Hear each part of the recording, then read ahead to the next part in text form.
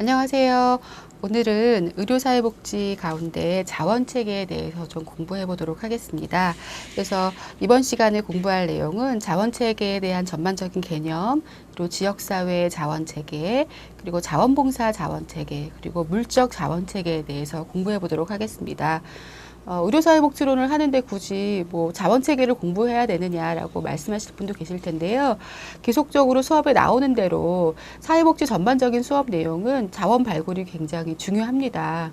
특히나 정부의 지원이 우리가 원하는 만큼 충족되지 않기 때문에 그 정부에서 주는 지원해 주는 것 이외에서 우리가 필요한 내용들은 우리가 계속적으로 자원을 발굴해야 되고, 자원을 발굴해서 이 발굴한 내용이 또 우리가 서비스를 드리는 클라이언트에게 잘 맞아야 되거든요. 그래서 자원 체계가 되게 중요합니다.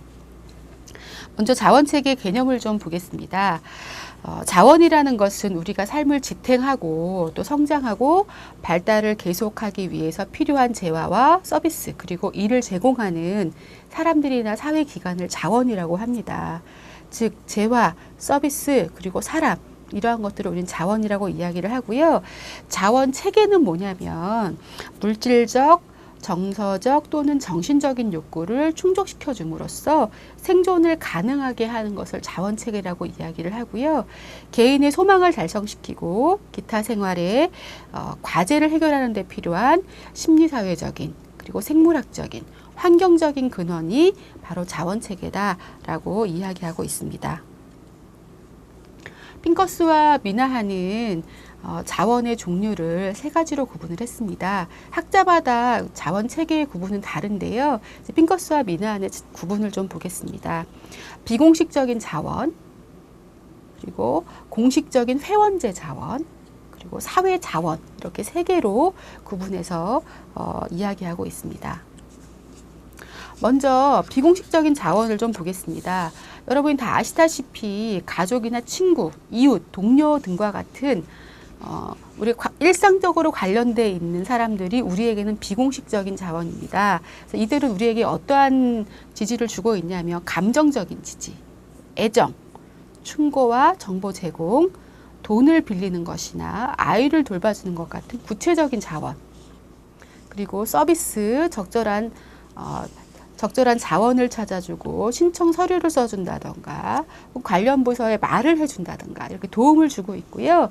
공식적인 자원 및 사회 자원과 연결을 맺도록 해주는 것이 비공식적인 자원입니다.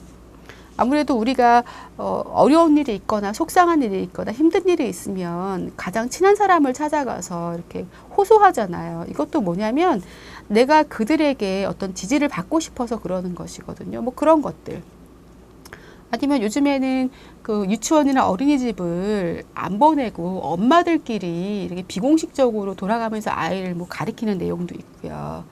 또 내가 시간이 부족해서 할 수 없으면 다른 사람이 동네에 누군가가 내가 사정이 이러는데 도와줄 수 있어? 라고 얘기하면 뭐 본인이 해준다던가. 그러니까 엄마들은 아이가 어릴 경우에는 이런 거 많이 느끼실 거예요. 뭐 그런 일도 되게 많이 하고 있고요. 혹은 내가 이런 어려움이 있어 라고 얘기하면 그거는 그 기관에 찾아가서 한번 얘기해 봐 라고 이렇게 안내를 해주는 경우도 있잖아요. 그러한 내용이 다 비공식적인 자원입니다. 보통 비공식적인 자원들은 정서적인 지지를 굉장히 많이 해주죠. 공식적인 자원체계를 좀 보겠습니다. 공식적으로 있는 협의체, 법인들, 노동조합 같은 것들이 공식적인 자원체계입니다. 그래서 회원들에게 자원을 직접 제공하도록 하든지 다른 사회체계와 교섭해서 돕든지 혹은